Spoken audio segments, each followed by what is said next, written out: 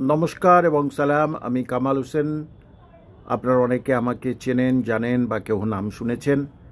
আজকের উচ্চ প্রাথমিক নিয়ে একটি সঠিক খবর আপনাদের সামনে নিয়ে এসেছি যে আজকের বিচারপতি মাননীয় তপব্রত চক্রবর্তী তিনি পরিষ্কার করে স্কুল সার্ভিস কমিশন এবং আর যারা কেস করেছেন তাদেরকে পরিষ্কার করে আজকের জিজ্ঞেস করেছেন যে কী জন্যে বা কেন এই 13,000 শূন্যপদে আপার প্রাইমারির পরীক্ষার্থীদের ভবিষ্যৎ আটকে আছে। কারণ তারা বিদ্যালয়ের নাম পেয়ে গেছে। এমন অনেক ছাত্রছাত্রী তারা বিদ্যালয়ের নাম সহ আমার কাছে এসেছে, ওটা সম্মতিপত্র। তাহলে কেন বা কী জন্যে এই যে 13,000 শূন্যপদটা এখনও পর্যন্ত কার্যকরী হয়নি, তারা সব কিছু পেয়ে গেছে কিন্তু তারা বিদ্যালয়ে যোগদান করেনি কেন? এই নিয়ে বিচারপতি তপব্রত চক্রবর্তী, মাননীয় বিচারপতি তপব্রত চক্রবর্তী আজকের প্রশ্ন করেছেন বাদী বিবাদী সবাইকে, এবং তিনি আগামী 28শে ফেব্রুয়ারি এই মামলার পরবর্তী শুনানি ধার্য করেছেন। আশা করা যাচ্ছে আগামী 28 তারিখে এই মামলার চরম ফয়সালা হতে পারে।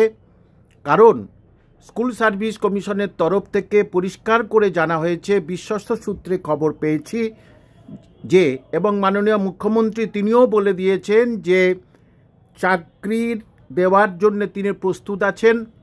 সুতরাং আপার প্রাইমারির এই যে ছেলেমেয়েদের 13,000 শূন্যপদের নিয়োগ প্রক্রিয়া সম্পন্ন হলেই, যেমনভাবে প্রাইমারির যে নিয়োগ প্রক্রিয়া আপনারা দেখেছেন 3 থেকে 4 দিনের মধ্যে সবাই বিদ্যালয়ে প্রবেশ করেছে, সুতরাং এইবারে কিন্তু আপার প্রাইমারির নিয়োগটা হওয়ার সম্ভাবনা, অর্থাৎ সবাই বিদ্যালয়ে জয়েন দিলে নতুনভাবে কিন্তু একটা বিজ্ঞপ্তি দেওয়ার প্রবণতা পশ্চিমবঙ্গ সরকারের মধ্যে আছে। কারণ সামনে ভোট বা অনেক দিন পরীক্ষা হয়নি, সরকার বিভিন্নভাবে বিরোধীদের দ্বারা আক্রান্ত, সেই জন্যেই, এবং ছেলেরা অনেক দিন ধরে মাঠে ঘাটে তারা মাঠে ময়দানে তারা আন্দোলন করছে, তার ফলে এই যে 28শে ফেব্রুয়ারি মাননীয় বিচারপতি তপব্রত চক্রবর্তী পরিষ্কার করে আবার একটা বলে দিয়েছেন যে কতজন মামলা করেছেন এবং